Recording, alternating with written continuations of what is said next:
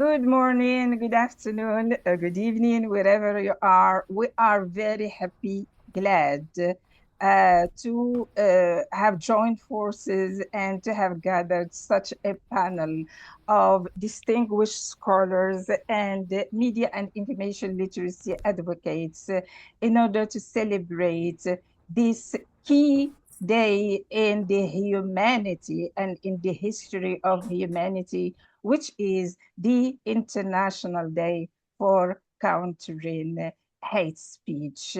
We educators, we journalists, we students, we civil society, members and organizations, we have the power to make a difference, and we have the power to make prevail a culture of peace, a culture of mutual understanding, and to build better futures, sustainable futures, peaceful futures for all the humanity, and for preserving the only globe that we all share.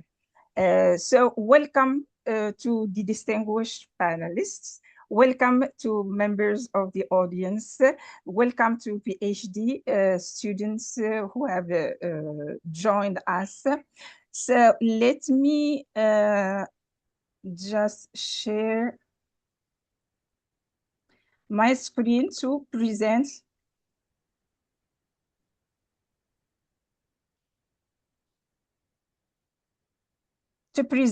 the distinguished speakers.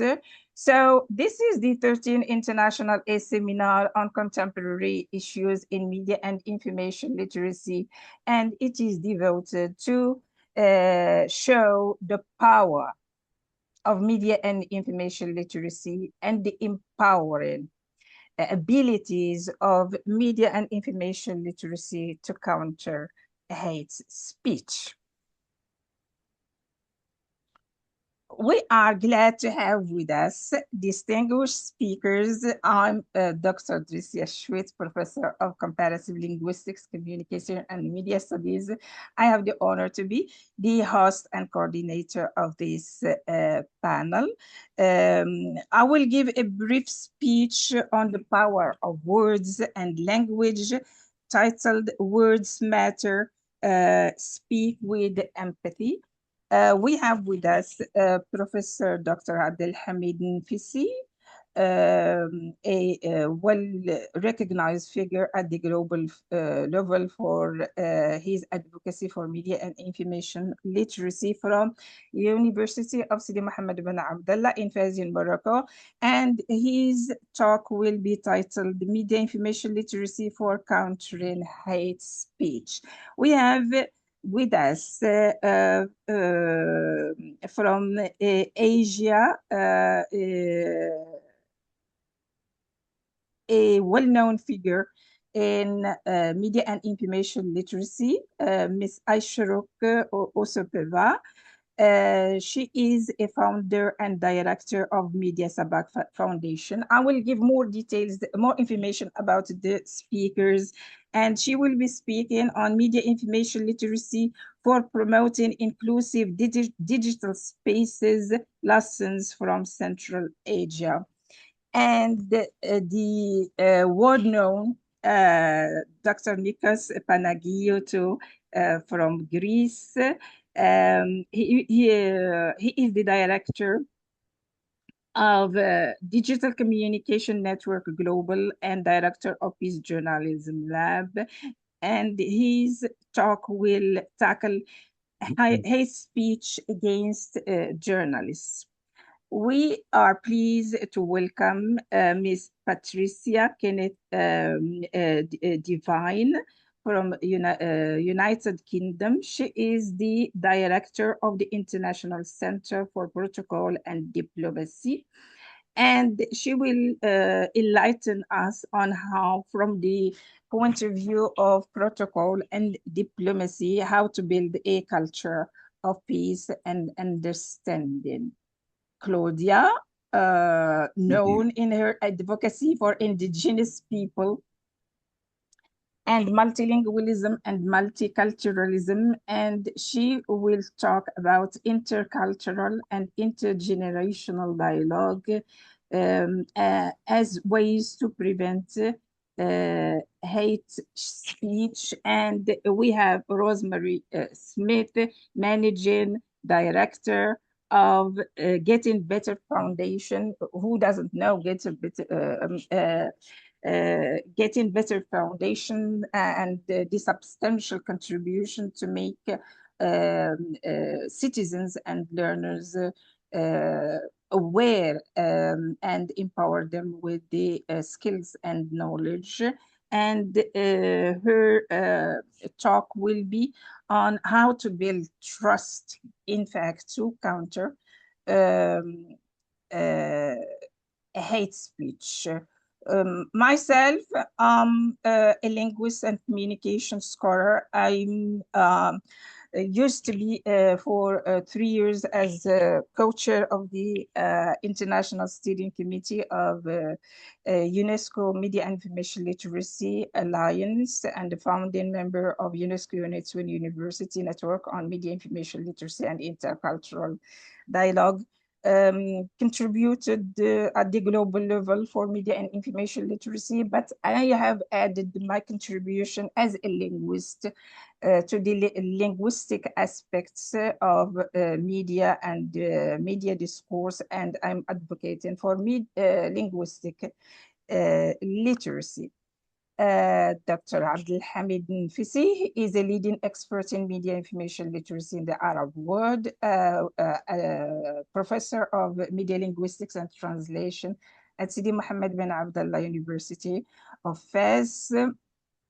He is a founding member of UNESCO-UNITWIN University Network on Media Information Literacy and Intercultural Dialogue. He is the coordinator of the research field on media information literacy in the Arab world, co-leader of the project MILA, Media Information Literacy for All, and his fields of interest include media linguistics, intercultural dialogue, and the sociology of media and religion.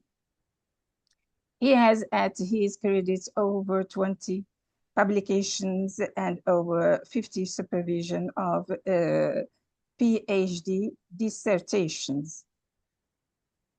Our guest speaker, Ms. Aisha Osupa, she is the founder and director of Media Sabak Foundation and Shirak Global from Kyrgyzstan. She is a media information literacy, media and gender expert. She has over 15 years of experience in media development, education, gender equality, digital literacy, and youth empowerment.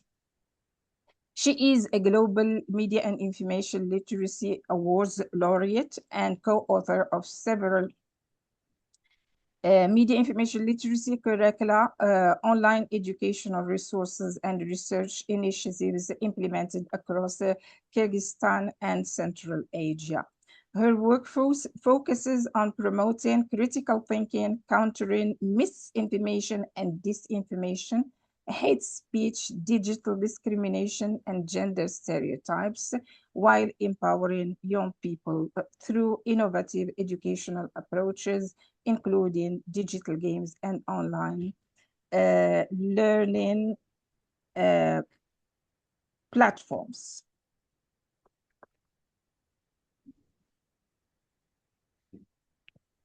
Our guest speaker, Dr. Nikos Panagiotou, is a professor of journalism and mass communication at Aristotle University of Thessaloniki in Greece.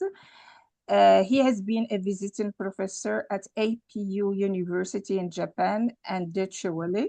He has been awarded the following scholarships: Chevening Scholar of the Foreign and Commonwealth Office UK, RCAP Scholar from APU University, Japan, Scholar to Beijing Foreign Studies University, and Scholar of the State of the Luxembourg. He has an extensive research work which has been funded by Google. He is the initiator and organizer of the famous, well-known Thessaloniki International Media Summer Academy. He serves as the president of Digital Communication Network Global, director of the Peace Journalism Lab, and oversees International Center for Safety of Journalists and Media Professionals. He is a scientific advisor to the Center for Foreign Policy Planning at the Greek Ministry of Foreign Affairs. Our guest speaker, Ms. Patricia Kenneth Divine. She is the director of the International Center for Protocol and Diplomacy, located in the United Kingdom, which is an organization advancing global leadership in protocol and diplomacy. She also serves as president of Global Protocol and Diplomatic Network, engaging over 55 countries, working closely with diplomatic missions to support UN Sustainable Development Goals. She has developed innovative programs and solutions that embed diplomacy and protocol into leadership, governments, and in institutional culture. She has championed international business protocol, advising companies operating across 40 plus countries and emerging markets. She leads the AFRI Protocol Initiative, and she is also the advisory board of the Global Chambers UK and the Overseas Women in Trade. And my friend and colleague, guest speaker, Claudia, Dr. Claudia Wanderley. She is a permanent researcher on multilingualism, interculturality, multilingualism, and non-standard epistemologies at UCamp University in Brazil. She holds a PhD in linguistics from UCamp University with a postdoctorate in computational linguistics from Paris 3 University in France. She is the founder of the Observatory of Disinformation, founder and coordinator of the eLab on multilingualism in the digital world at UNITWIN UNESCO Digital Campus of Complex Systems. She is the founder and coordinator of UNESCO Multilingualism in the Digital World Chair at UNICAP University, and she is a full member of UNESCO-MILID University Network.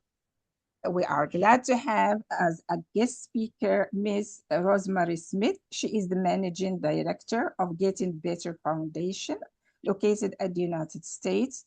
Rosemary has accumulated considerable international experience in the media over the last 3 decades. She began her career as a co-owner of FCC licensed radio stations throughout Michigan's upper and lower peninsulas. She is a media literacy expert, Montana's state advocate for media literacy now, sits on the International Council for Media Literacy Board, is an associate educator for the Center for Media Literacy, and serves as envoy to the U.S. State Department American Film Showcase. She manages Montana-based Getting Better Foundation, spearheads its global distribution of the award-winning Trust Me documentary, and the film's educational curriculum in partnership with News Literacy Projects. She has authored many blogs and is working on her first young adult book about media literacy. She has delivered presentations and contributed to publications on media and citizenship-related issues in dozens of countries, and she remains interested by the challenges posed by emerging media forms and issues related to media literacy, mental health, and democracy. As you can see, we cannot get better panel. You see, we are happy, we are honored, and we are grateful to all the distinguished panelists who have joined us today to illuminate the public and to join forces for building a world of peace and combating, confronting, and countering hate speech. I will say a few words about my intervention about the power of words. In fact, I have a theory on the importance of conscious communication for building peace or instigating conflicts and wars. So conscious communication being composed of three fundamental components, which is self-awareness before trying to understand the other. What about understanding yourself and your culture, and then communication awareness, and then language awareness, media information literacy, and the self.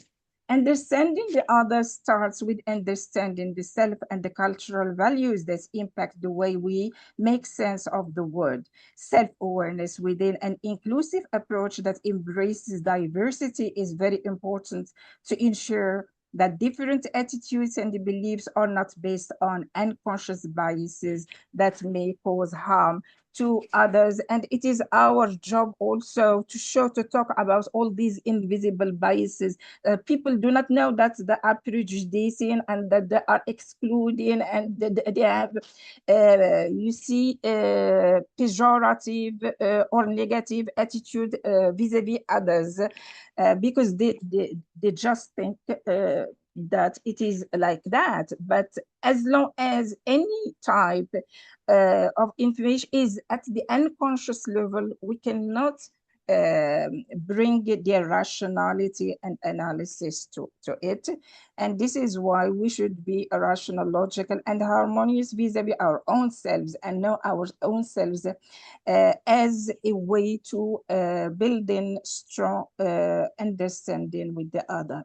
So as long as we are not aware of our invisible biases, we may unconsciously cause harm to others.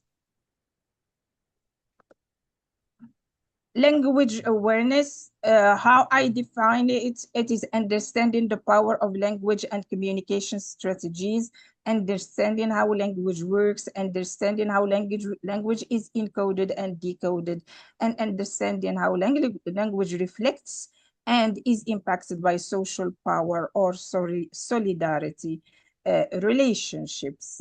So in my theory, I have highlighted two important points, which is to be awareness about the weight of words, and importance of the awareness that how we name people and events is not innocent. So in a chapter titled Media Information Literacy for Post-COVID-19 Governance, Promoting Peace and Intercultural Dialogue Through Language and Communication, you will find details about all these issues. It was published in the Routledge Handbook of Global and Digital Governance.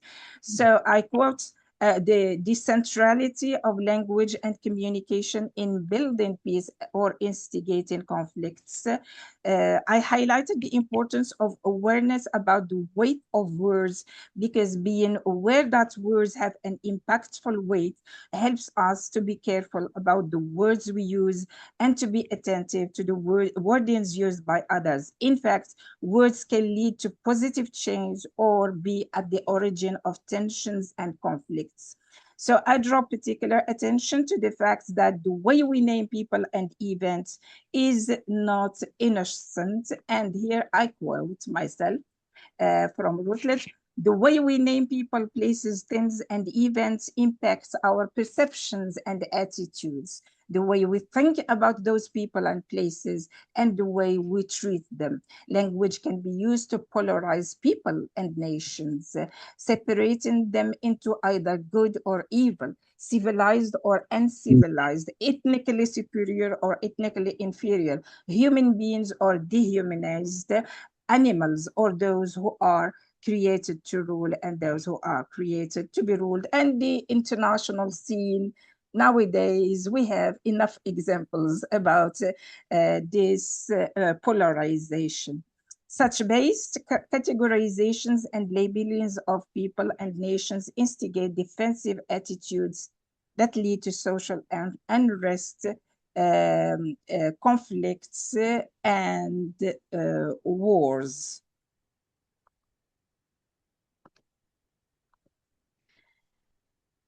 So with reference to the first Iraq War, a stunning example of state-sponsored disinformation, and here I'm addressing PhD students and students, learners who are attending this, to make a to make difference between disinformation by individuals and disinformation by states, because the most dangerous and the most powerful is the one which is sponsored by states.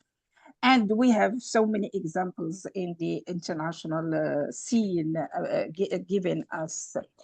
State-sponsored disinformation is the malicious use of language to dupe audiences and construct a positive, supportive opinion. A quote from that chapter: the war was referred to as a clean war, using smart bombs and conducting surgical operations to construct a favorable public opinion by making people believe that there were no or minimal civilian or US Army casualties because smart bombs attacked military targets with high precision, described to be like surgical operations. How a war can be clean, how a bomb can be smart, how an attack by bombs can be so precise to be like a surgical operation. And so as a linguist, I pay particular attention to these linguistic aspects.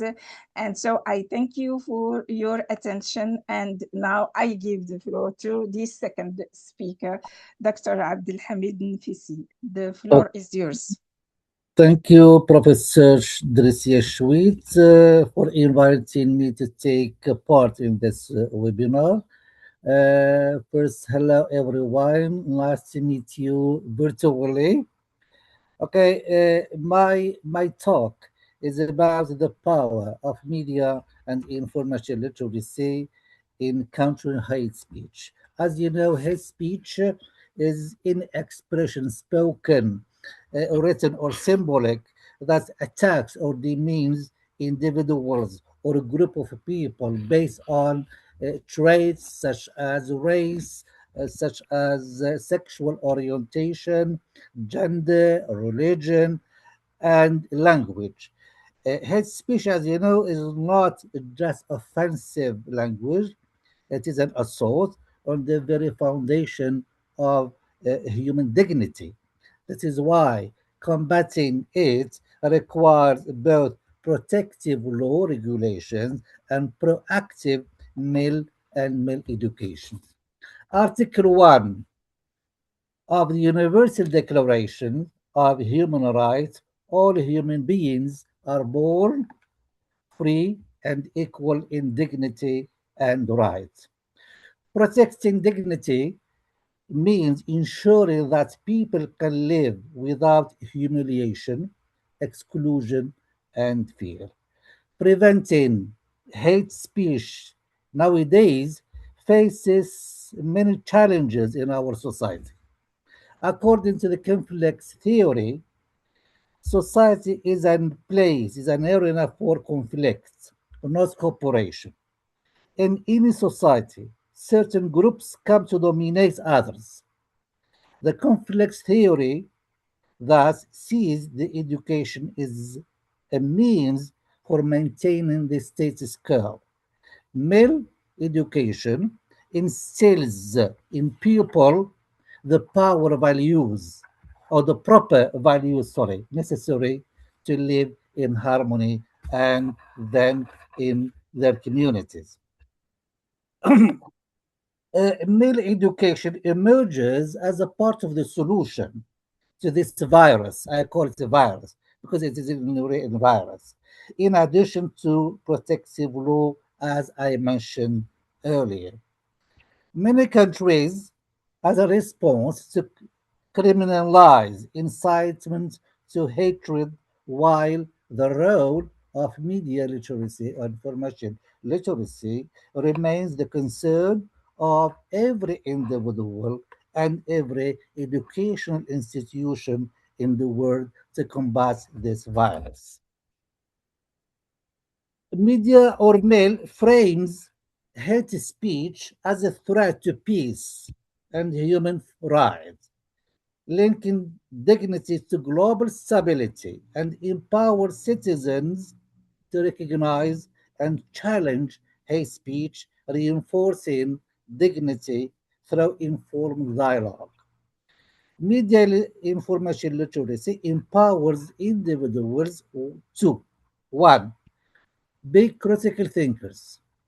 2. Eradicate the concept of supremacy over the other. The other, for me, is an individual who belongs to different gender identity, ethnic group, religion, color, showing supremacy over a woman, showing supremacy over a black person, over someone from different religion would constitute a threat to individual peace. Male education through the curriculum fosters positive attitude toward the other and encourages individuals to achieve equity and inclusion to achieve social cohesion in a specific community. Referring to or labeling individuals as a Negro, as a man of color, as an Islamist, as Bambula, developing countries, or other linguistic expression is an act of offense to human beings. Such labelings may cause violence and may be source of non-coexistence and misunderstanding between people belonging either to local or to international communities. We have to use peaceful language, which is a means of communication in which speakers have to be careful in using their expressions and words. Therefore, the concept of supremacy should be combated. And number three, enhancing cultural diversity through school and university curriculum to develop international competence. Four, strengthen human values. As you know, social media content weaken faith in human values and weaken trust in reality. Media platforms have damaged human values by distorting our perceptions of the public sphere. The role of media information literacy here is important in strengthening students' and individuals' faith in human values and good citizenship. The last point is to critically use media content.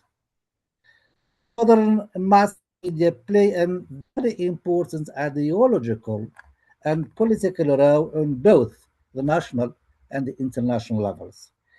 They function as a powerful apparatus by means of which the state or a given social class or a political party propagates its ideology and serves its interest.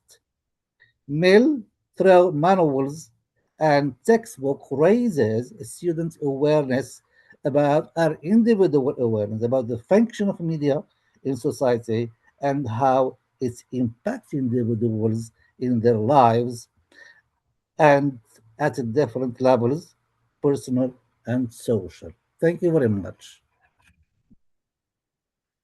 Thank you very much, Dr. Abdelhamid, for your enlightening presentation. We cannot not agree with each and every thing you said, highlighting impact, the necessity to combine a regulation which is preventive with education, which is proactive. And here the role as media and information literacy advocates and scholars. We have a big moral obligation, and we are all proud and ready to build partnerships and collaborations for a more peaceful world. I'm sorry, Thank I'm you. very obliged to leave. So I apologize because I have a meeting now. Thank you very much. Thank you for your being with us and for your insightful contribution. Bye-bye. So our next guest speaker is Aishurek. The floor is yours. Thank you. Thank you for Miss Disha for having me here. I'm really proud and happy to be among the professors who are joining from different part of the world. Good morning, good day. My name is Echurok. I am head of the Media Sabak Foundation. Let me know if you see my screen. Yes. Thank you. Yes, here I would like to share about the experience of the promoting media information literacy in Central Asian countries, especially among in Kyrgyzstan. Let me make a short um, introduction of the Central Asian countries. These are 5 countries, which most of them is ending with stan. This is Kazakhstan, Kyrgyzstan, Uzbekistan, Tajikistan, and Turkmenistan. What about the freedom landscape of these Central Asian countries? The situation in the last 3 years is rapidly changing. Before, our countries were with orange color. The situation was much better, but last year and this year, the situation in all these 5 countries is really not good. Kyrgyzstan is last year was in 144. This year it's coming 146th place. The Uzbekistan, Kazakhstan, Tajikistan, in all these countries, these are red, and the political situation it's becoming a little bit strange and strict, and freedom of speech also becomes situation is not better. What about the internet penetration? Internet penetration is really good, and we have pictured that there are a lot of social media users, especially among the young, above their 18 plus, approximately plus minus from 60 to 80% of their internet penetration in each country. We have no the exact data from the Turkmenistan because of the limited official data, but if you're checking about the other countries, we have around 80% of penetration. And at the same time, we can see that a lot of social media users. At the same time, we are working on making monitoring of social media and comments, and we are facing a lot of online harassment among the women and girls.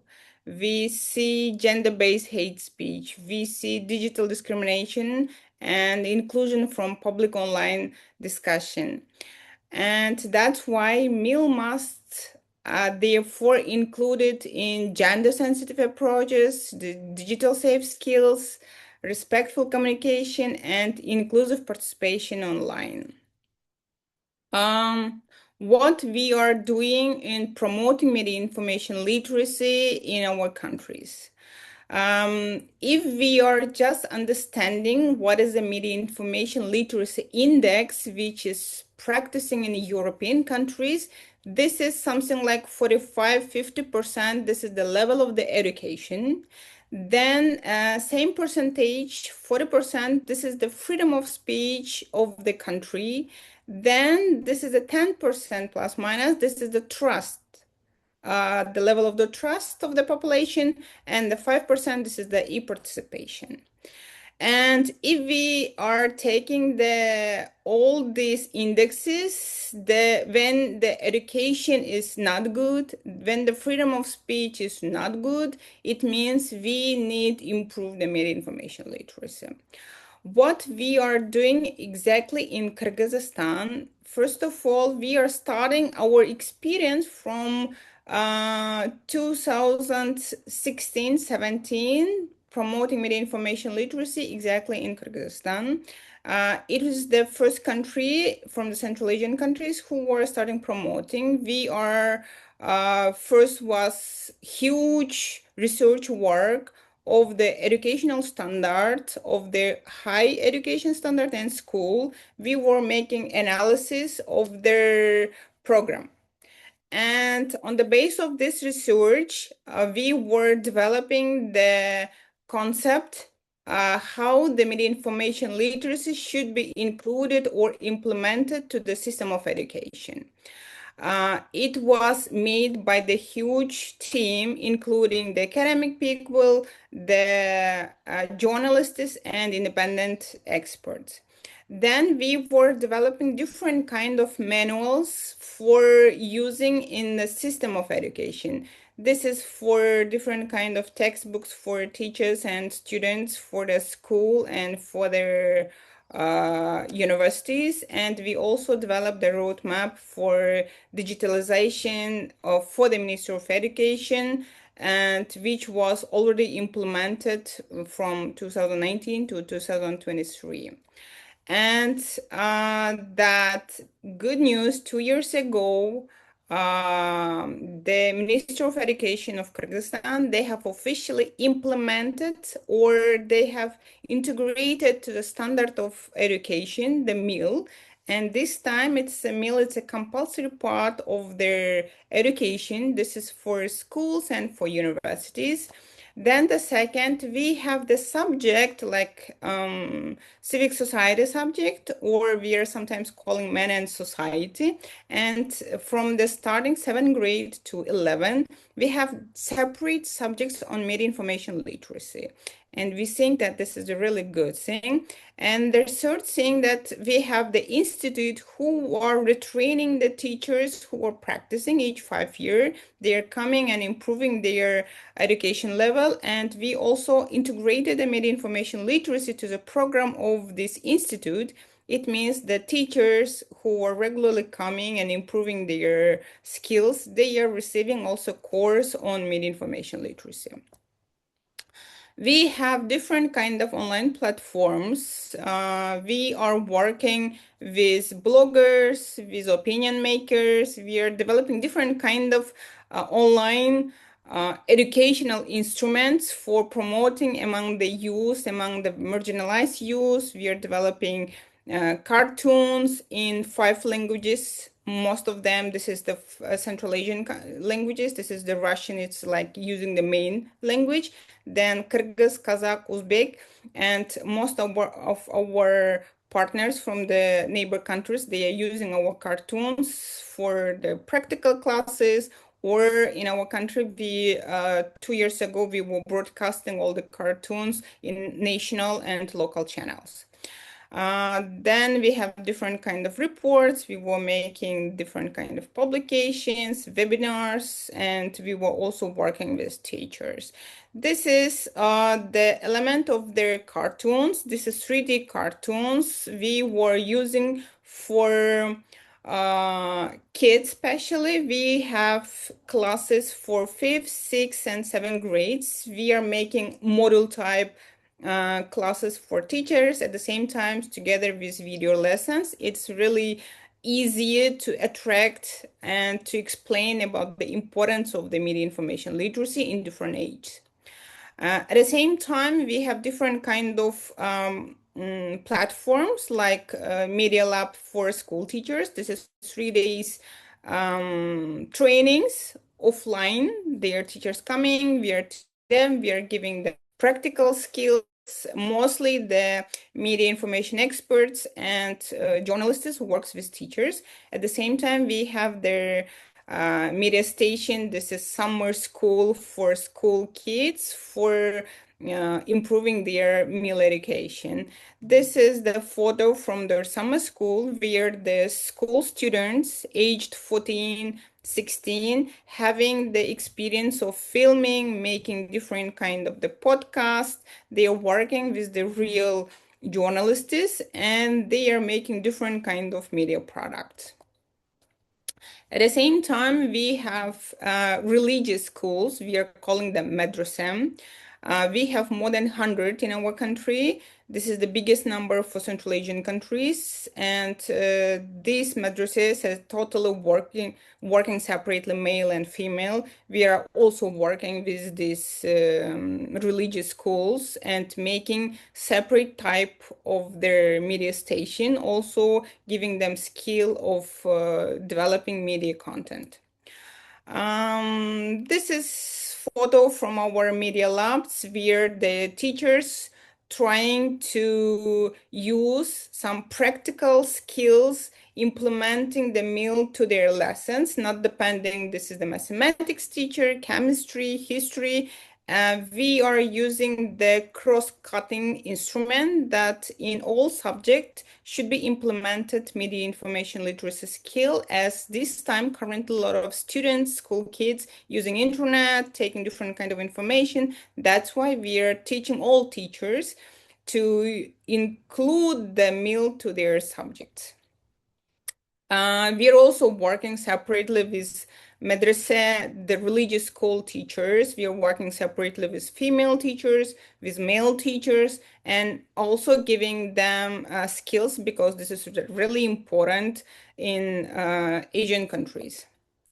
This is some kind of humor videos showed. This is together with our some famous opinion makers or bloggers in our country. They are making small videos showing the importance of the media literacy, and it's have really good covering, and even it was used in our neighboring countries.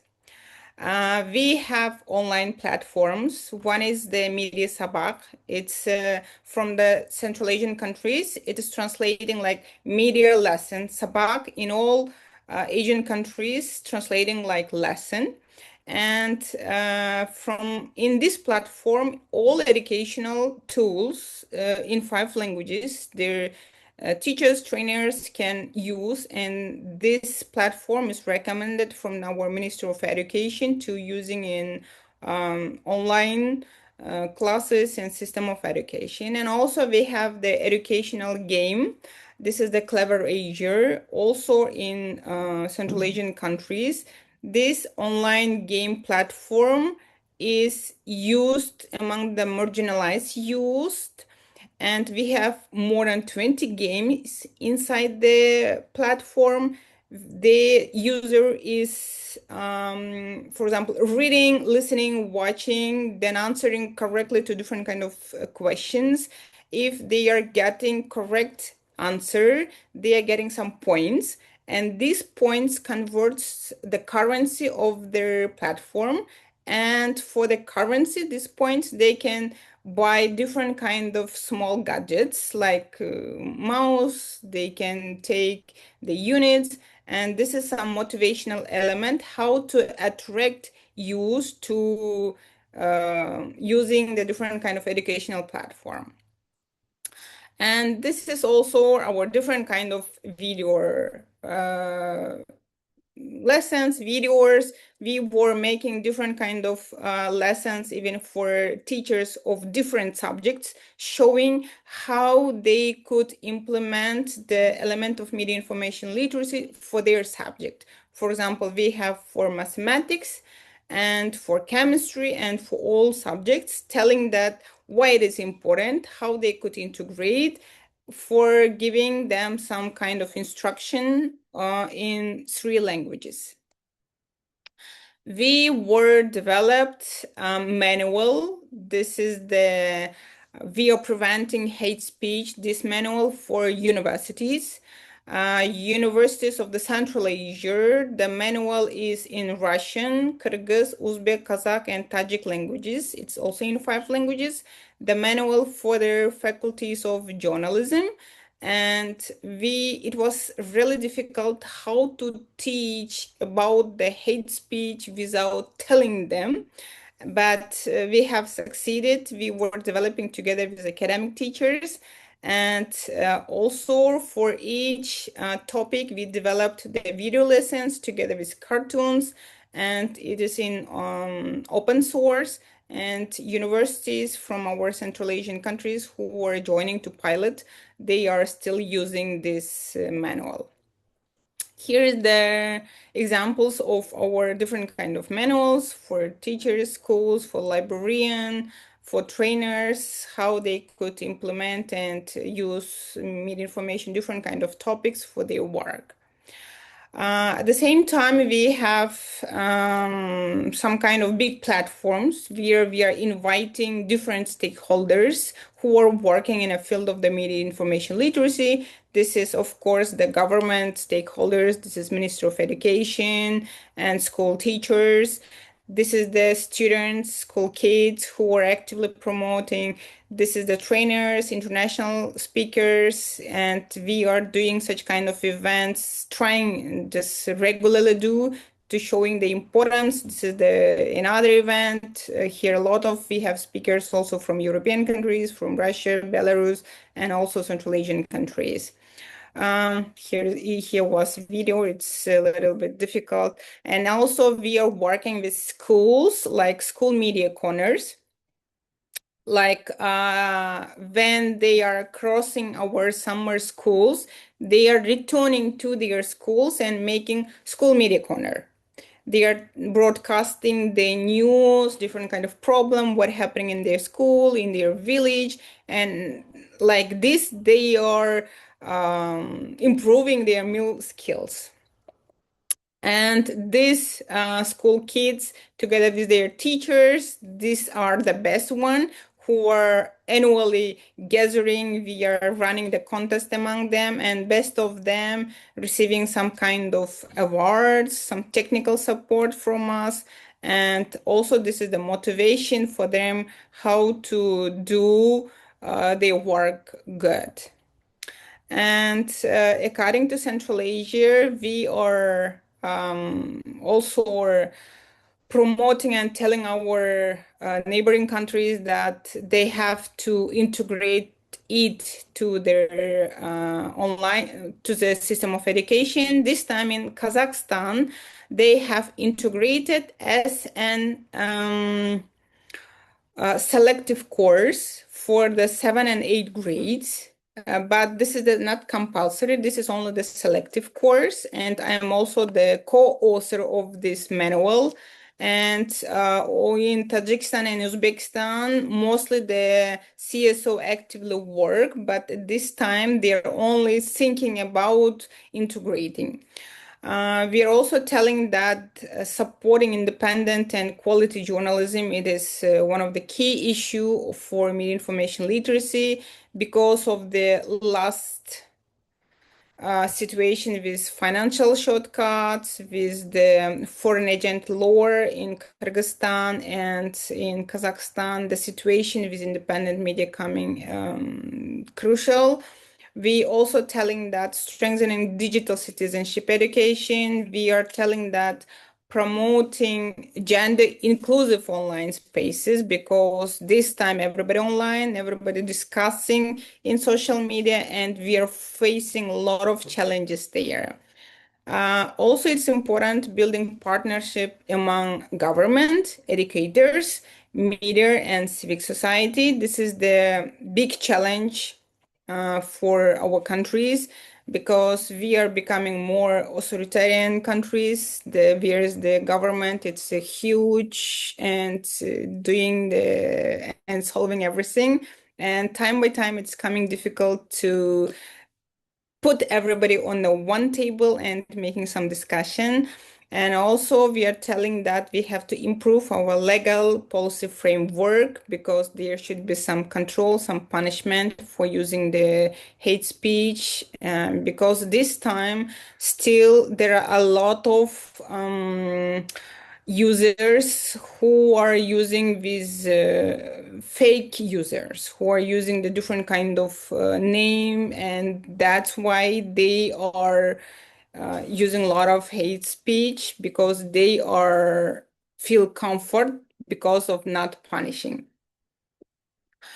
And we are open for any collaboration, for working, for partnering, and we have different kind of partners from Central Asian countries, from European countries, and if you wish any cooperation, we are just welcome and we are open. Thank you. Bravo. Thank you so much for this highly insightful contribution, dear Ashraf. When I invited you, yes, I knew that you were active when I was the co-chair of the International Steering Committee of UNESCO Media Information Literacy Alliance. The steering committee used to select and to give symbolic, award for as a global media and information literacy award, and she was the winner. I think 2023 or 2024.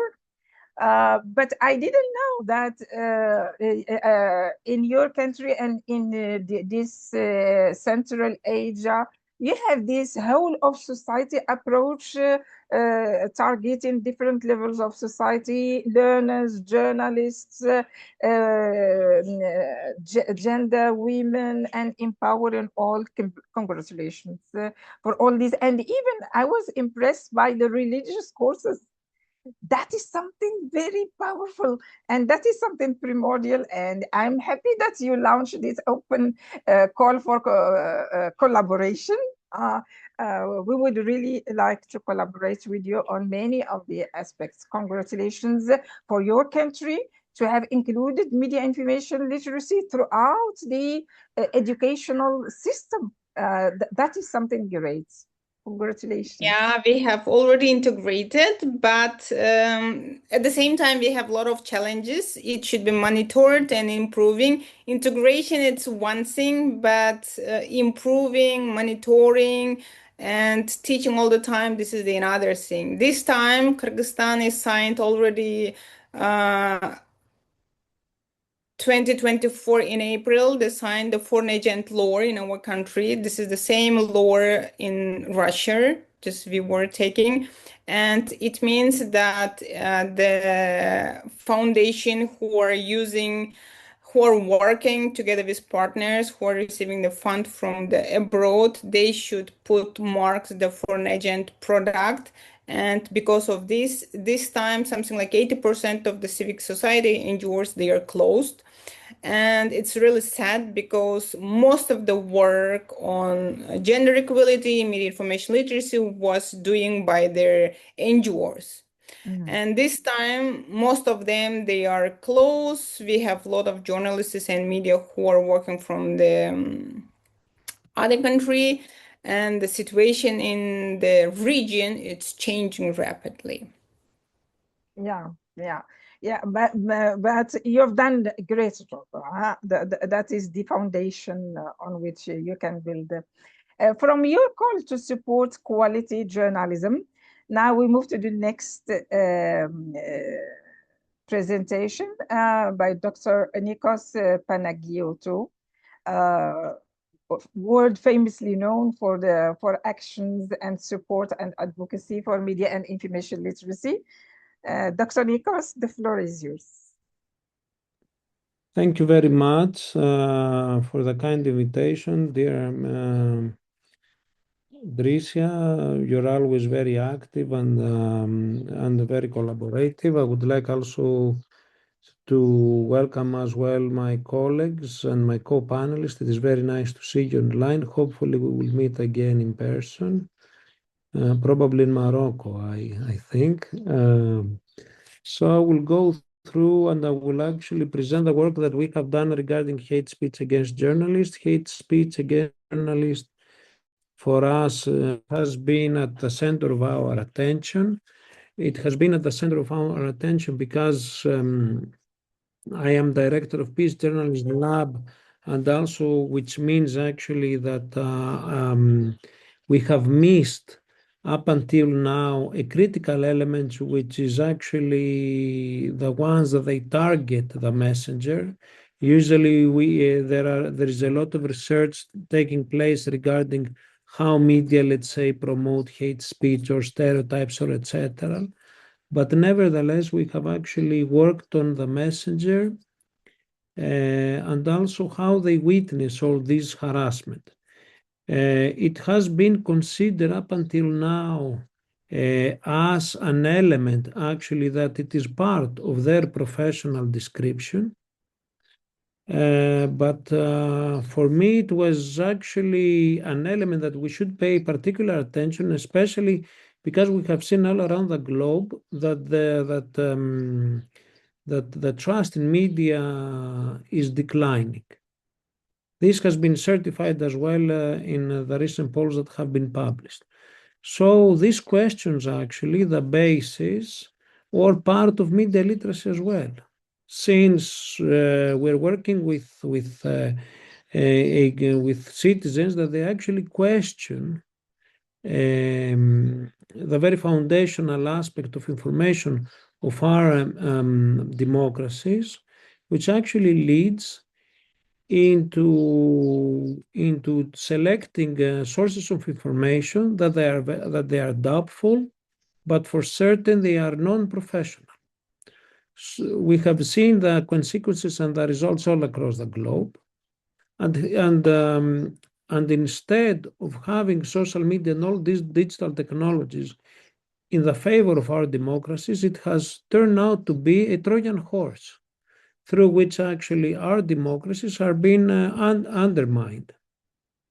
I was very interested by the director of Sabak Foundation in Kyrgyzstan presentation, as well as the previous professor as well presentation, that they both emphasized, and I really agree to that we should see media literacy as a core component of actually engaging the society. But what happens when the society actually goes against the media professionals and that does not accept actually media professionals? So that was a study that we have implemented across the region where I live, across Greece, in Kosovo, Serbia, Bulgaria, North Macedonia. It was a cross-regional research initiative based on the national research that we have implemented. And what we have seen, it is the following, that hate speech against journalists is actually undermining media freedom. So decline in media freedom observed since 2012 led to a notable erosion of environment supporting free press. So how can we discuss media literacy if actually the very foundational aspect of it is being challenged? To that extent, I think this is why we need actually the engagement of professional journalists, and that was part of getting better foundation work as well with Rosemary when we worked at some point. So these various forms of attacks on media included physical violence, digital threats, and state-led control over media. So we have seen a rise in proliferation of hate speech against journalists on social media and public platforms that actually poses a severe threat to media freedom because it restricts vital information. How can you work if you are afraid to do what you are supposed to do? How can we actually support access to information, to objective information, if the ones that they are about actually to work on that field, they are under threat? So negative emotional and cognitive reactions, that it has been the result of our research, experienced by journalists targeted by hate speech. Just to give you an idea of what this actually means, it means that a certain number, a certain percentage of journalists, they actually had to go offline, turning off their social media presence because they couldn't handle it. And that was not, and this is not only something that it has been experienced to, let's say, regional media organizations, but this is something that has been experienced into major news organizations all across Europe and beyond. For example, we have a similar results with journalists that we have asked in major news agencies. So the media freedom at the very end lies upon, and we should equally take into consideration, the hate speech against journalists, because actually undermines independent and accurate information. So these challenges necessitate a global reversal in trust towards media. And of course, because this is part of what we have discussing, especially with the challenges of AI, that access to reliable data is essential to understand actually that obstructs journalistic endeavors. So how do we define hate speech against journalists? Hate speech against journalists encompasses verbal abuse, physical threats, and mostly online harassment. Journalists have reported experiencing hate speech regardless of age, gender, or work experience. What are the forms of targeted attacks? The majority of hate speech incidents involved online harassing language, over than 50%, followed by verbal abuse, 31%, where we have witnessed actually the phenomenon that when journalists are doing actually a covering lively events, they are being verbally abused. Direct hate speech is often linked to extreme political groups and religious extremists. But they're not the only ones. We have seen this increase also of hate speech against journalists also taking place in younger audiences. So what are the implications for media freedom? Hate speech incidents have led actually to self-censorship, emotional distress, and self-doubt among journalists. A significant percentage of journalists do not receive support from the organization after experiencing hate speech that has a profound impact on their personal and professional lives.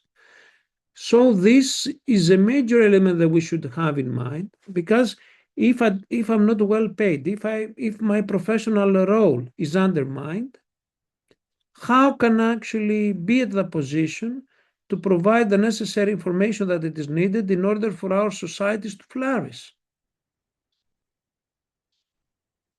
It undermines the role of media, and I think it should be something that we should prioritize. These are the policy recommendations that we need actually a wider social coalition in order to address it. Firstly, to strengthen laws that protect journalists from hate speech, not only from slaps, etc., and ensure their proper enforcement. Secondly, to highlight deficiencies in legal frameworks or institutional mechanisms meant to protect journalists from hate speech. To identify themes or narratives used in hate speech against journalism across regions, especially we have seen a similar pattern used in Europe from specific groups as well as for the same type of language. And we have to move beyond the regional initiatives to address hate speech against journalists, something like this webinar that provides actually a global perspective on hate speech. To that aspect, we need to promote media literacy, because it is media literacy, implementing media literacy, it means to support the crucial role of media in sustaining democracy.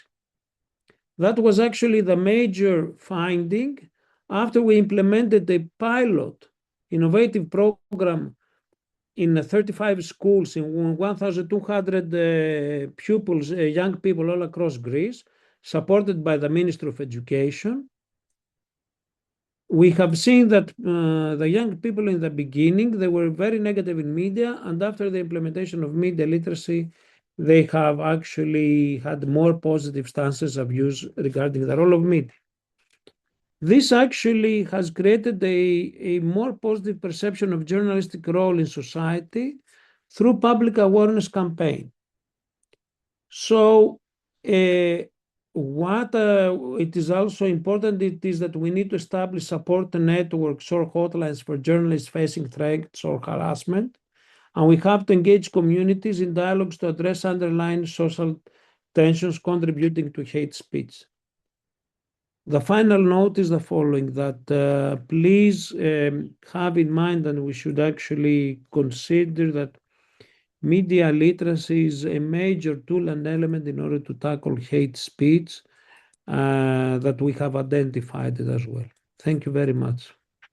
Thank you very much, Dr. Nikos, for bringing out this invisible, not so much talked about, which is hate speech addressed to our sources of information, of credible information, of accuracy, of independent journalism. And there are narratives to be identified, and then again, how language is used, how gender is used. And so this shows the interdisciplinarity, and this also shows that as a global network, yes, we have this moral obligation to make it global and global discussions. And we will be happy to receive you in person in Morocco to discuss all these things, maybe next year, inshallah. Thank you, Professor Nikos. And now the next speaker is Victoria. Are you here? Victoria Divine. She was with us.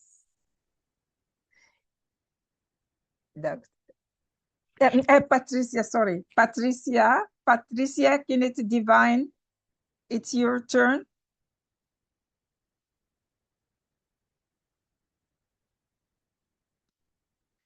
Hello, Patricia.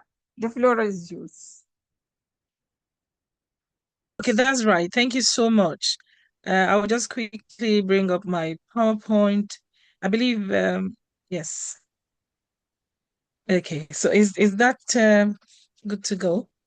All right, thank you, Grace, here for this opportunity you're giving to me.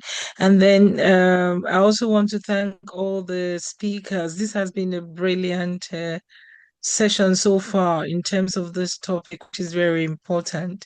So I wouldn't take so much time. I'll just dive in quick. So today I'm going to be talking about building a culture of understanding in global diplomacy, the ICPD's leadership in combating hate speech. So what we've done and how we've been handling matters like that around hate speeches. And then I thought quickly just to talk about ICPD. I don't know how many of you have come across work, but the International Center for Protocol and Diplomacy actually is a global institution advancing protocol excellence, and we strengthen diplomatic systems and leadership, as well as training, research, advisory, and global engagement. So this builds international networks for us as well as standards. So quickly, just our services in terms of how we operate. So we have research and benchmarking. We do lots of work around business trade, international conferences, summits, and protocol and diplomatic training, leadership, and then digital protocol innovation. So I thought we should just look at what culture of understanding is. I know that there's been a lot of explanation on hate speeches and things like that, but I just thought we could look at culture of understanding. And when we talk about culture of understanding, actually, is where you find an environment within institutions, communities, or across nations where people actively seek to listen, learn, and appreciate diverse perspective, even when they differ from their own. So this is very clear. And I know that because of time, I'll just quickly go into the next slides. And it's important for us to know why culture of understanding matters now. And looking at this perspective, from rising global tensions and polarization to increase online and offline hate speeches, just like our colleagues have mentioned. Of course, diplomatic spaces are not immune. Needs for stronger cultural intelligence and respectful engagements. Diplomacy must really lead by example. So, at this time, we're witnessing a global rise in hate speeches. So sometimes it's very important for us to define how diplomacy operates in environments where there's hostility, cultural misunderstanding. All this can escalate rapidly. So this is why diplomacy must lead the global response with clarity, cultural intelligence, and an unwavering commitment to understanding. So it's just a clear way to find the fact that the culture of understanding matters, especially when it comes to hate speeches. And then I thought it's also important for us to begin to look at diplomacy as a guardian of honor and recognition. So, in terms of that, diplomacy actually shapes norms, reinforces dignity and order. It's also a behavior that influences public discourse. And then most importantly, respectful communication prevents escalation. So I know one or two of our colleagues have also mentioned that, which I think is very important. Diplomacy is actually is a stabilizing force in divided societies. So it's so important the way diplomacy embraces a guide to honor and recognition when it comes to hate speeches. And this is just so very significant in terms of the way we embrace diplomacy as a guardian.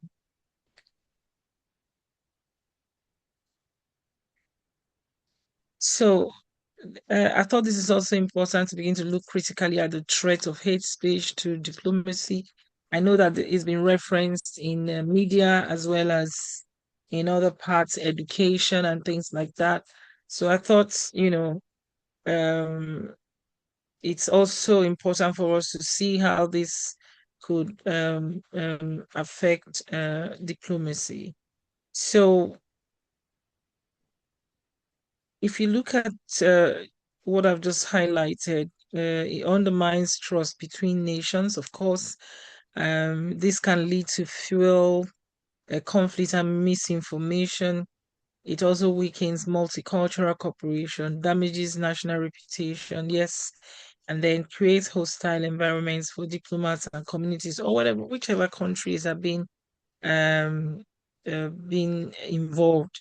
So it can actually be very serious if it's not compacted, and the threats are not really interesting for government. It can harm even the national reputation and reduce global influence. So countering hate speech is therefore not only a social responsibility, it's also a diplomatic necessity. So this is just so clear in terms of how we embrace and see diplomacy as a role of control in terms of combating hate speech. And then from the ICPD mandates and global role, some of the things we've done is in addressing hate speech is through a multi-layered approach, combining training to cultural intelligence to prevention and partnerships. We provide training on communication rooted in understanding, equipping diplomats and protocol professionals with the skills to navigate sensitive contexts with confidence and care. So we embedded cultural intelligence into our framework, helping practitioners recognize different perspectives, as well as avoiding harmful assumptions and communicate across cultures more effectively. So this is some of the areas we've actually highlighted and is really working. We have, evidences of how this has resolved so many areas around hate speeches. And we also promote protocol-based conflict prevention in terms of ensuring that diplomatic engagement remain constructive even under pressure. And then there's a lot of advocate for global standards of behavior that reinforce dignity, professionalism, and responsible public discourse. So finally, we work with governments in terms of international organizations and academic institutions to strengthen systems that prevent hate speech from the root.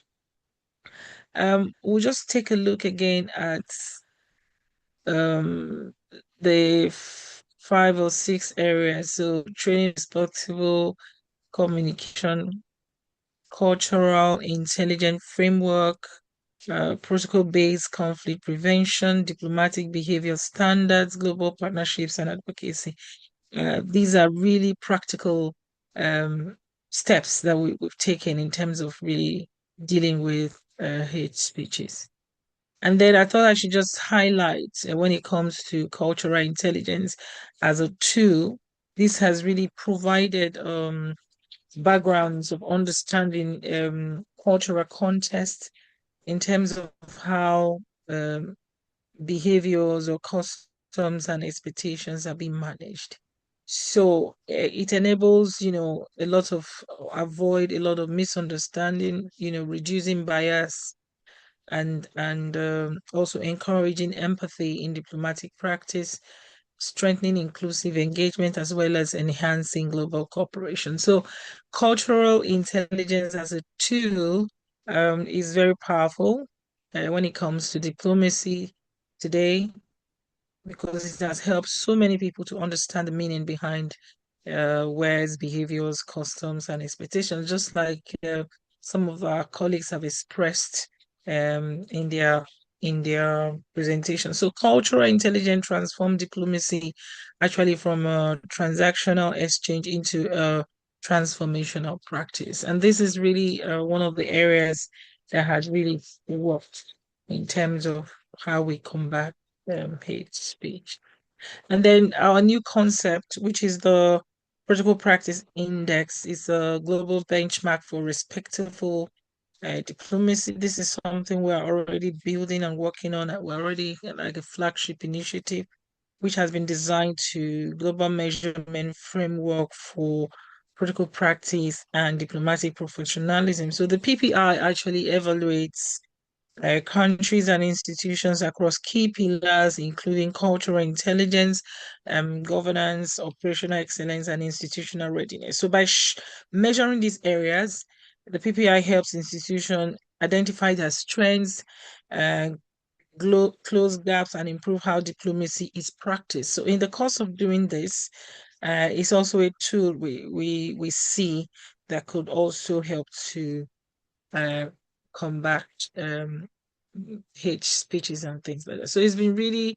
effective in terms of how we have approached diplomacy as a practical solution to hate speech.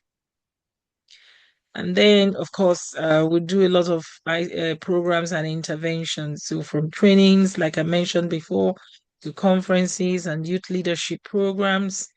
And then research and policy development has also been foundations of how this can actually combat hate speeches.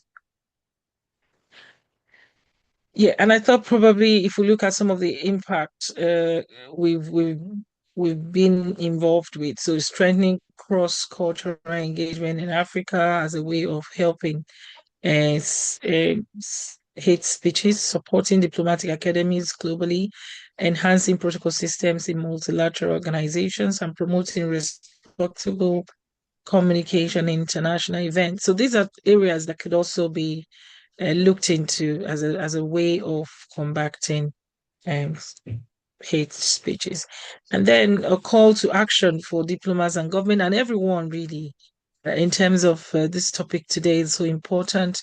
So from prioritizing cultural intelligence to strengthening protocol systems and investing in training and capacity building, promoting responsible communications, as well as looking at collaborations and partnerships to advance global standards, very important in its approach to remove or combat hate speeches.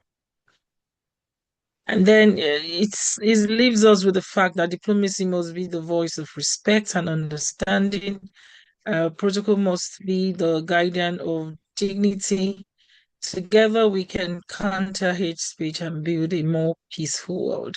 So at this point, I will say thank you for this opportunity, and I hope that discussions continue from here. Thank you. Thank you so much, Patricia. Yes, we do need, and it is evident that the role of diplomacy and diplomat is so evident. We are happy to have you with us today to highlight the importance of cultural intelligence and the multicultural cooperation. And at the level of diplomacy, you raise one very important issue, which is conflict prevention. We should not wait for the conflicts to take place in order to solve it. We most of the time talk about conflict resolution, but it is somewhat too late. We should work before that. So you are working also giving trainings for cultural intelligence and for youth leadership, working on the protocol practice index to see how diplomats themselves can, you see, improve their practices and participate in fact, preventing hate speech and preventing conflicts. Thank you so much. We will be glad to continue collaboration with you. And you see, this goes in line with the International Spring Academy, which was launched in Meknes in Morocco in May. International Spring Academy on Media Information Literacy Diplomacy, because we have seen that there is a need to join efforts, and then you should come to work with us, and we should go and work with you, because this is a global responsibility to which each one of us should contribute in order to be able to move forward. Thank you so much. Yeah. Okay. All right, then. Thank you so much. Yes. I appreciate this. So, staying with the cultural, intercultural multilingualism, I give the floor to my friend and colleague, Claudia. The floor is yours, Claudia.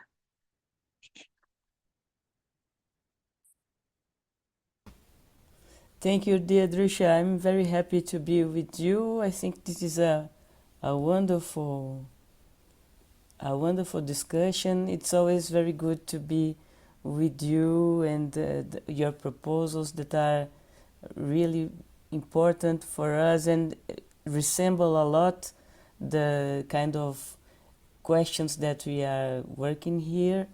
So I'm going to share with you an experience. Let's see if it works. By my side, I'm trying to organize here. Let's see. I'm going to show you. Can you see the screen? Yes. Yes, double click on the screen so that it comes to the double. Yes, this is screen. Can you see it? Yes, we can see. Yes. So I am working with traditional peoples in Brazil. So we have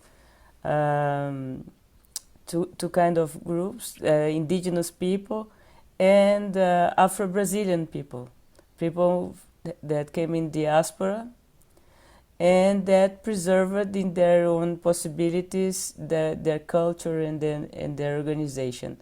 And I must tell you that I have learned to work with this with UNESCO, because I have been working with multilingualism since 2007, and I had the opportunity to learn about the best practices and to understand the best ways to approach small communities with small language, as we say. So this is essay. It is a way to try to approach traditional communities in our country, in Brazil. So I was found by this Babalorixá. It's the head of the community that wanted to organize the way that they used the leaves as tea, as baths, for rituals, to cure, to promote well-being. So they wanted to be organized, because I work with epistemologists, non-standard epistemologists, and we started to work together. And this is the University of Campinas, the campus, and very near the University of Campinas is this community. It's a urban community, and they wanted to talk about the presence of the leaves in Campinas and the adaptation that they did concerning their knowledge. And I just want to tell you that although we are like neighbors, no professor has ever been there. They didn't. Nobody at the campus knew about them. So it's really wonderful to see how we are in bubbles, even in urban area. We are totally connected only with we are pairs, right? With the people that resemble us. So we started to make the systematization of the leaves in the traditional culture. And we have created the Book of Leaves. This is not the name, but it's how we were working. This is the name of the project. And with the elders of the community. So what does this has to do with MIL? It has to do with MIL because the younger generation is very much connected with technology and doesn't listen to the elders. So they lose this knowledge. And also it is connected because some of the young generation are students at Unicamp University, in our university. So we are connected, but without being aware of the connection. And when the professors from the university go to their community to learn with the elders gain another kind of status. And the young generation start to understand that there is something there that they should maybe learn also, because these weird guys from the university, they were learning from the elders, and the elders were always there, and they haven't paid much attention. So it changed a lot the structure of the dialogue within the community. So we've been working since 2017. So visits, interviews, master classes with the leader of the community.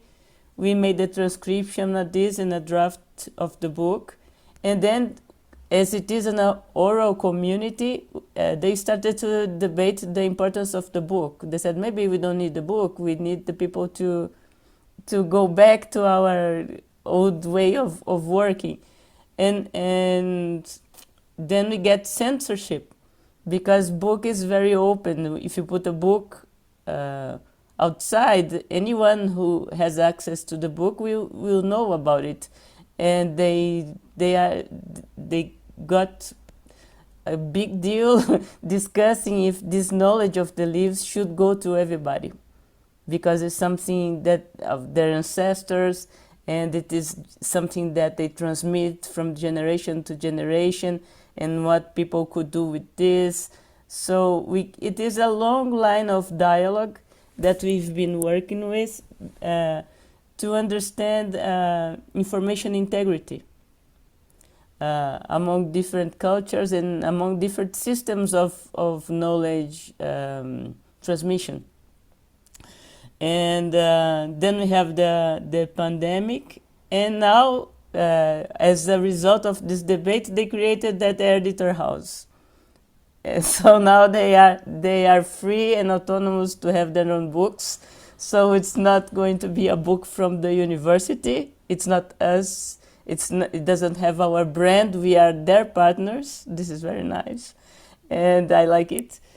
And now they have understood, they are starting to grab the idea of formal education. So now they are considering the idea of creating a school on their traditional uh, roots.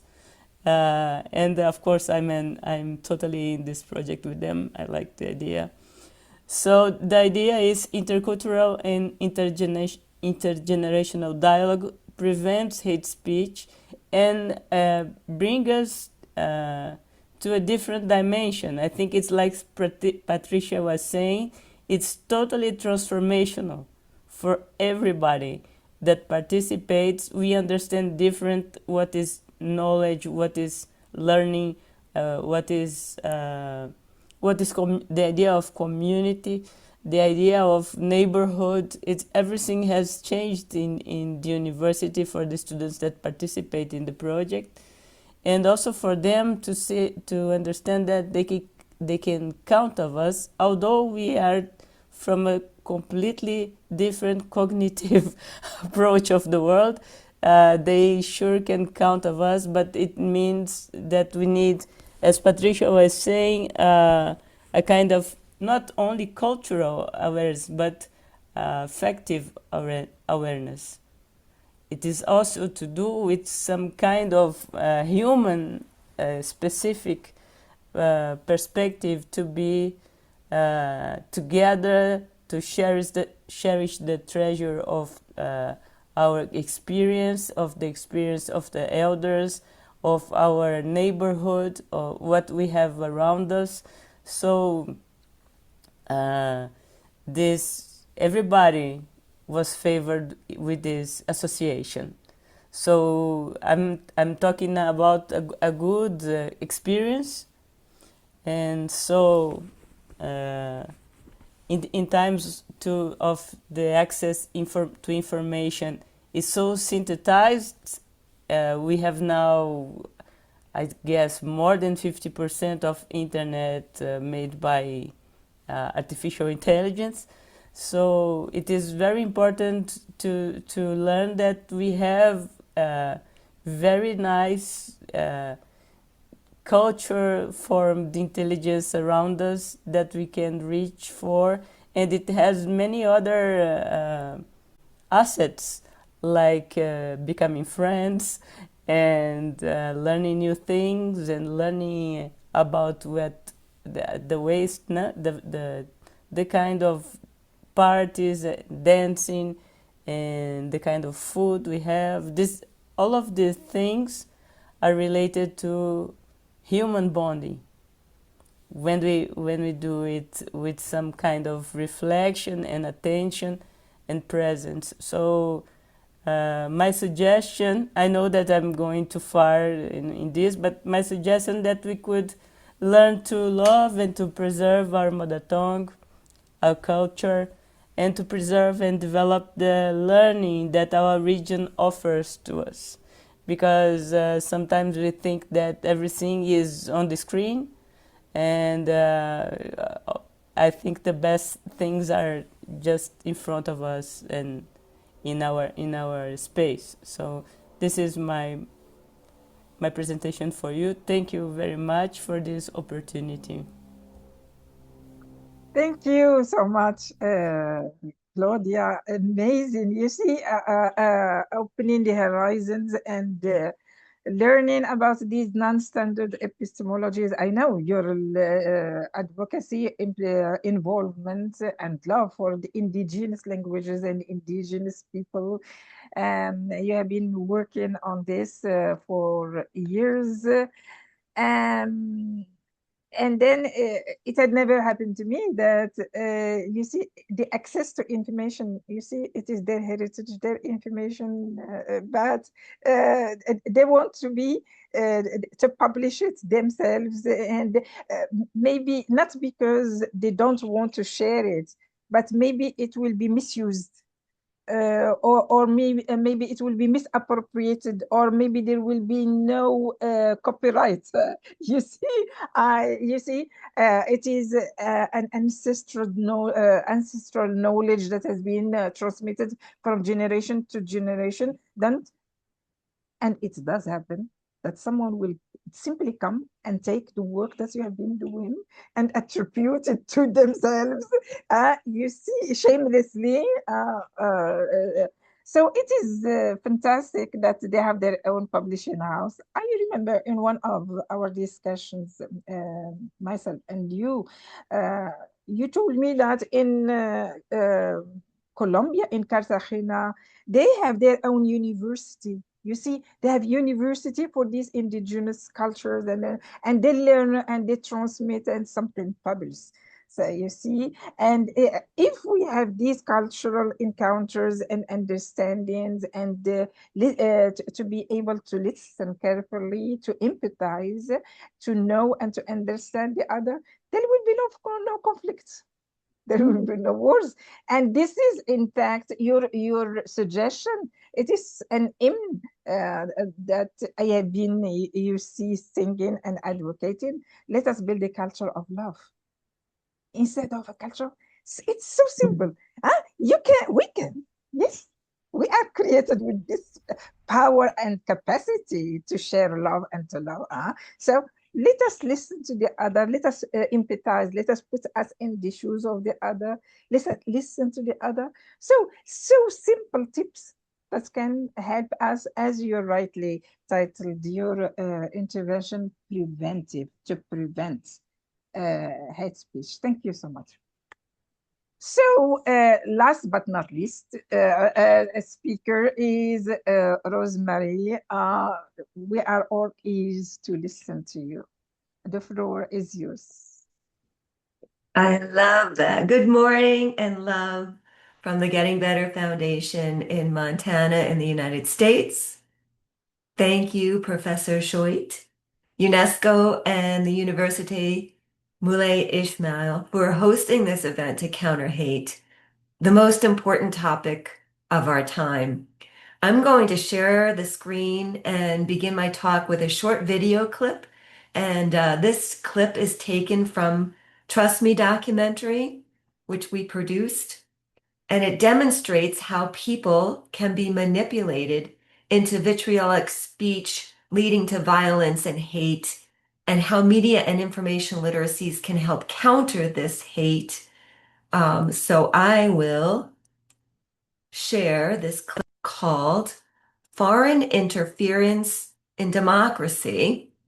I would like to give you a full screen of it, so let's do this. There. And now play.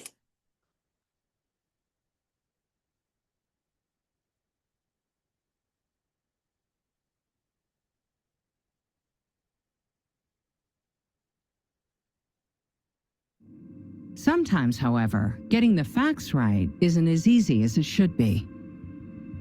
On September 11th, 2014, a chemical factory explodes in Louisiana. Social media lights up with videos and commentary, and news sites apparently post reports about the accident. ISIS takes responsibility in a video, and local residents receive text messages. Oh, did it stop?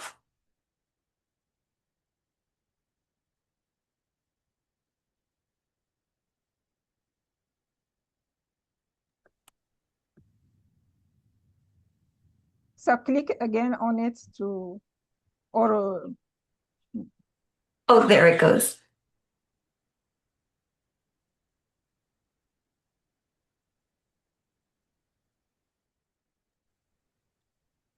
Vitaly Bespalov. I apologize. Let me back it up a little. Louisiana. Social media lights up with videos and commentary, and news sites apparently post reports about the accident. ISIS takes responsibility in a video, and local residents receive text messages about a spreading cloud of toxic fumes. The problem was, there had been no explosion. The videos were fake, and so were the news websites that reported it. It was all a hoax, perpetrated by the Internet Research Agency, a Russian organization in St. Petersburg. The Internet Research Agency employs hundreds of young Russians to spread pro-Russian and anti-American propaganda on the Internet. They're widely referred to as trolls. One of their tactics is to pretend to be Americans on social media, registering thousands of new accounts using false information. Though Vladimir Putin has denied overwhelming evidence linking him to the operation, he did say this. Хакеры же люди свободные, как художники. Они, значит, настроение у них хорошее, они встали с утра и занимаются тем, что... One of them, Vitaly Bespalov, quit so that he could tell the world what was going on. У меня на столе несколько сим-карт. В России они стоят около $3 на русские деньги, на рубли. Это сим-карты, которые мы вставляем в свой телефон, звоним, пользуемся ими, и которые необходимы для регистрации во всех социальных сетях. Одну из них мы уже извлекли, установили в старый телефон Samsung, для того, чтобы постоянно менять сим-карты и делать новые аккаунты. Trolls know how to take advantage of our psychological vulnerabilities. Мы регистрируем аккаунт. Лучше делать это от лица девушки, потому что девушкам больше доверяют, по крайней мере в России. Думаю, в США тоже. Да. Мобильный телефон. Вот для чего мы установили сим-карту. Приходит код. Все, нужно придумать пароль. Нам, в принципе, все равно. Все, мы создали фейковый аккаунт. Как мы видим, на это ушло буквально 3 минуты. Даже, может, меньше.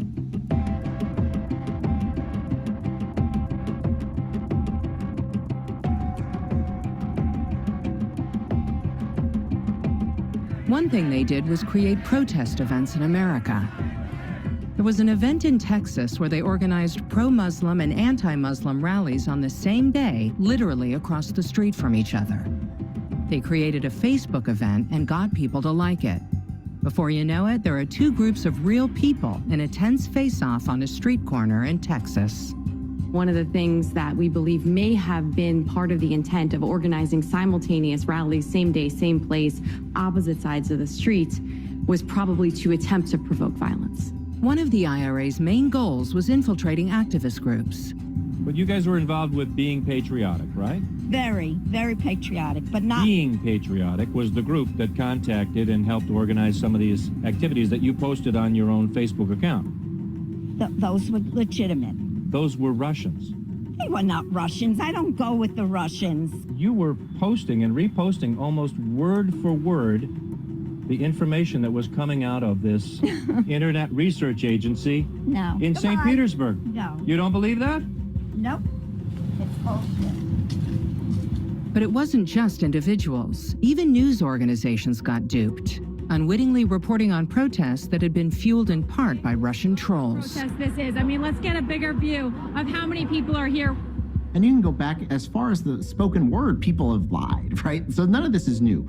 What's new is the speed and pace at which this misinformation can spread, one, and malicious attempts by bad actors to deliberately trick you. The highest art of warfare is not to fight at all, but to subvert anything of value in your enemy's country. Anything. Put white against black, old against young, I don't know, wealthy against poor, and so on. Doesn't matter. As long as it disturbs society, as long as it cuts the moral fiber of a nation, it's good.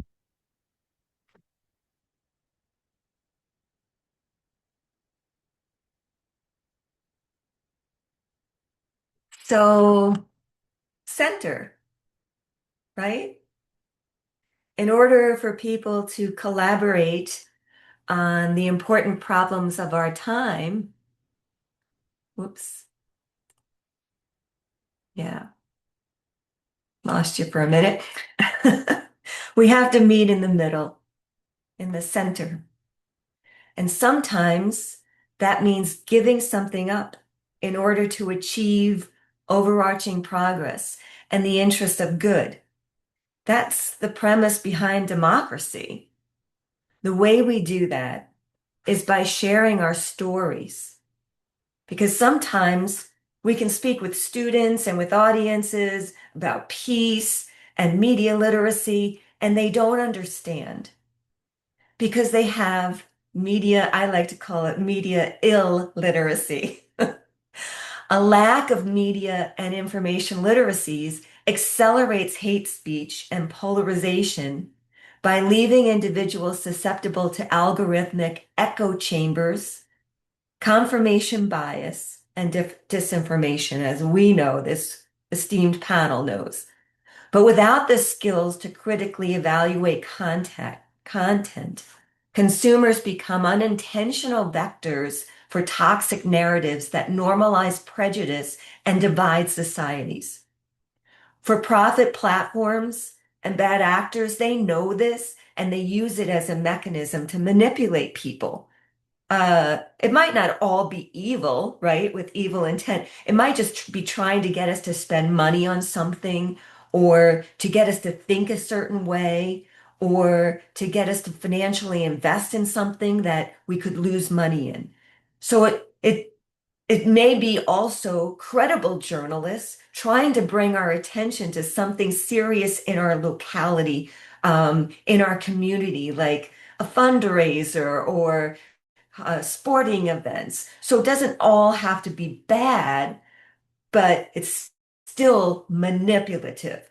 So once people recognize that media is created to manipulate us, they then are free to choose whether or not they want to subscribe to that messaging, right?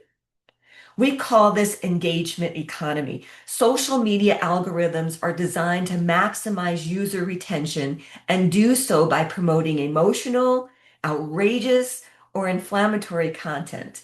But when we know media literacy, we can choose how we respond.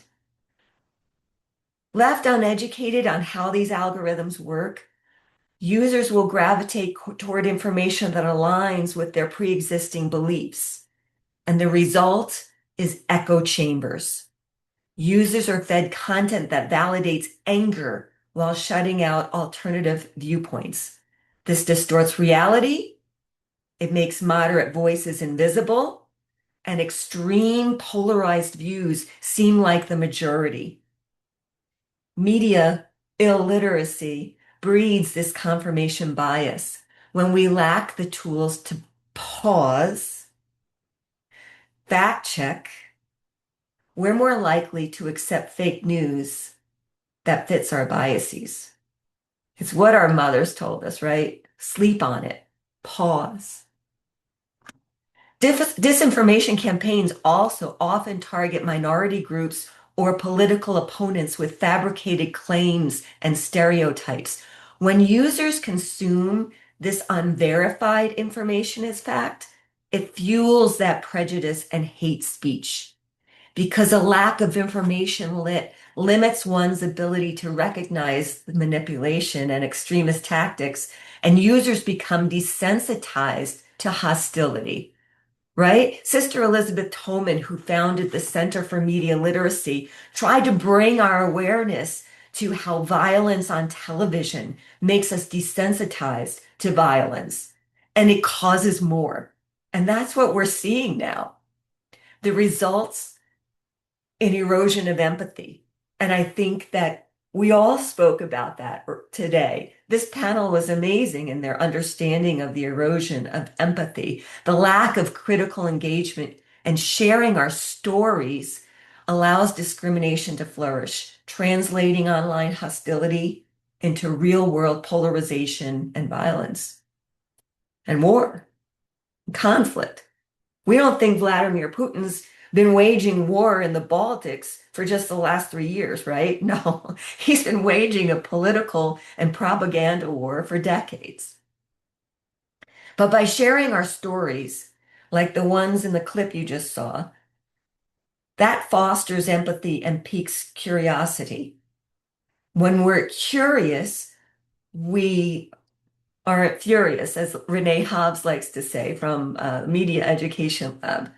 It encourages us to think, what would it be like to be like you?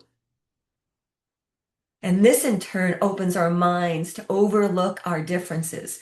And when we overlook our differences, we're more apt to want to help one another and not hurt one another. We're more apt to collaborate on the real problems our world is facing, like climate change, global conflicts, health and well-being, poverty, and famine. These issues aren't new. We humans have been figuring out how to discern new media since the advent of the printing press, and then radio, television, and now the internet. But what's new, and you saw that in the clip, is the speed, the 24/7 frequency of, and the manipulative design of media since the advent of the internet and smart devices. We don't have a mechanism to unplug when we're connected like we are. And that's what media and information literacies do. That's what MIL can do. It empowers us with skills to discern trustworthy information that we can use to help ourselves and others make important life decisions. Information that can fan the flames of hate, or information that can help us foster solutions and peace. I totally welcome collaboration from all of our esteemed panelists today. We have a bunch of resources on our gettingbetterfoundation.org where we gather global newsletters, commentary, authors, advisors, and tools, which can be found free of charge on our website. We have a Getting Better bot, and we have the Getting Better newsletter, and I'd love to feature all of your work on there. The Center for Media Literacy longitudinal studies were at risk of being lost due to the demise of our dear friend Tessa Joles. But her NATO report, Building Resiliency, Media Literacy as a Strategic Defense, and those studies have been preserved, and we're working with the heirs to the center's family members to be able to house those on the site as well. So you'll be able to have access to those frameworks to share amongst all of your universities and schools. We have recommended reading from psychologists, neurologists, philosophers, and media lit experts. And of course, we have our Trust Me documentary, which this year was recently edited to update it using 2025 and 2026 data. Thank goodness we have the News Literacy Project and the Knight Foundation who have funded curriculum for K-12, even kindergarten, collegiate, and parental study guides. So it fosters all of those communities like we were speaking about, like the Asian communities you were speaking about, because it starts early, right? We all see the kids with their devices and their cell phones and their parents giving them to them at the restaurant table, it's just crazy. But it starts early, and that's when media literacy starts.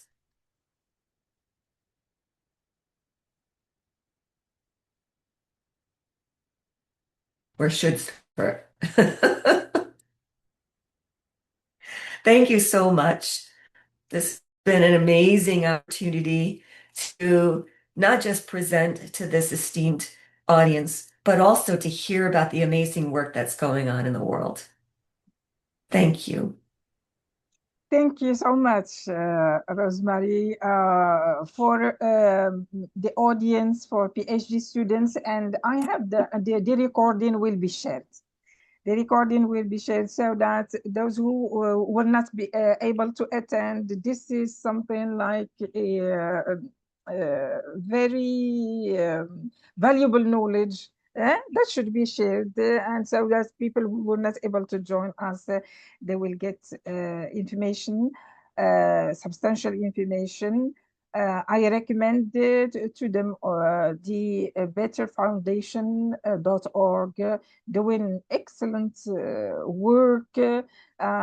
Just go online, betterfoundation.org, and then you will find you see curricula, etc., videos, etc. You shared with us a story, and this is so impactful, because when we say to our students the misinformation, disinformation, they are doing all this, and they are intervening in elections.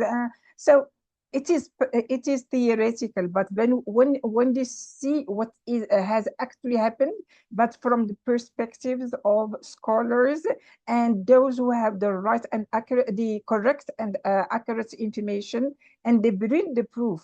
Because what is, you see, quality journalism, it is not only facts-based, but it should be evidence-supported and based on facts and based on evidence, bring in quality and accurate information. You brought to the discussion the very important element of algorithmic echo chambers. This is it.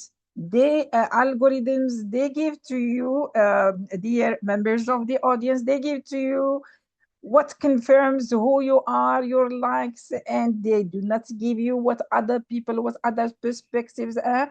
And so this is a risk towards leading you to close-mindedness and dogmatism.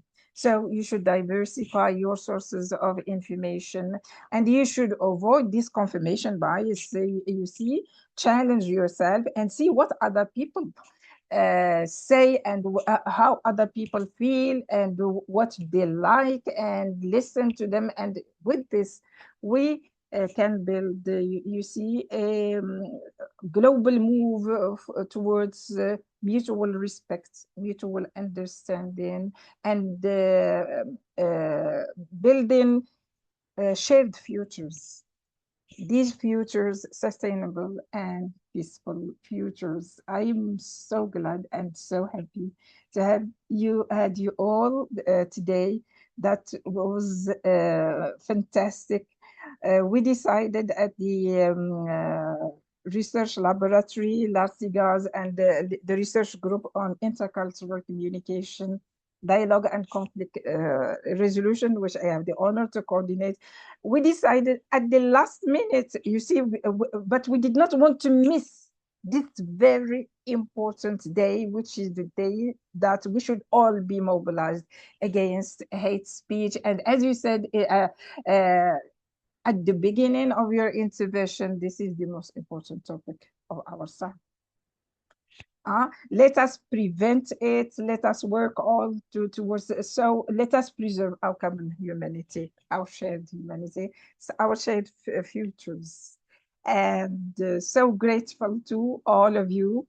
And let us keep working and collaborating together. So if you want to say any few words to end the session, Claudia, you want to say a few words?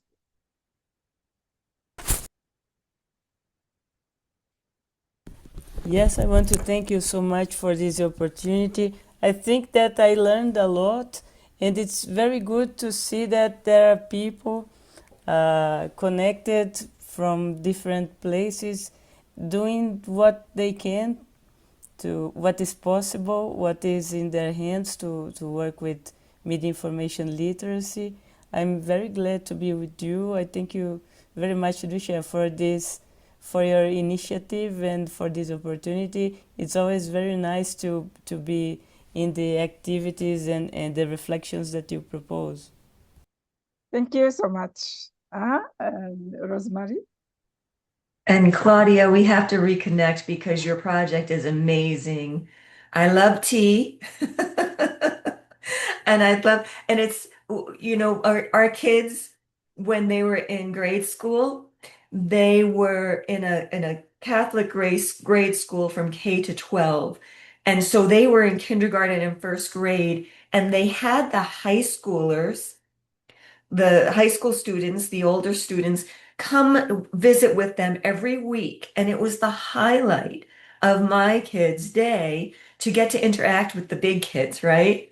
And so it fostered this understanding, this mutual understanding. And it's similar to what you're doing now. And coincidentally, the older kids also were invited to go to nursing homes in the community to share with the elders in our community. And they came back saying, you know, we went to share our lives with them. and we learn so much from them. Like we now understand that, like, did you know Mrs. So-and-so raced motorcycles when she was a movie actress, or it's just incredible when we share our stories, how the connection forges peace. So I love your project. I love all of the work Different that's going social on. media, isn't it? Very different Yes. social media. Yes. Andresia, thank you for introducing us and for all of our projects to the world, because there's some incredible work going on. So we want to focus on this positivity. Yes, thank you. Thank you so much. Patricia, are you with us? Do you want to say some concluding words? Okay, that's fine. Thank you so much. I know you've been brilliant. I want to say thank you to all the speakers, really brilliant sessions. I've learned so much, and I have a different perspective of how and combat hate speeches. We're happy to collaborate in terms of moving the work forward, and also see how we find more solutions to this global problem. And yeah, so thanks to everyone today. Thank you. So thank you to all. I was delighted and happy to have. Fortunately, we decided to have this webinar. We learned a lot, and we will collaborate, inshallah, to make things move. I do believe that media and information literacy is the key to save the world, to save peace, and to save the planet. So let us all be mobilized for a media and information literate, intergenerational, you see, empowering youth, empowering the elder, and empowering the senior too. We should take them into consideration. Thank you so much, and see you soon in other activities. Thank you.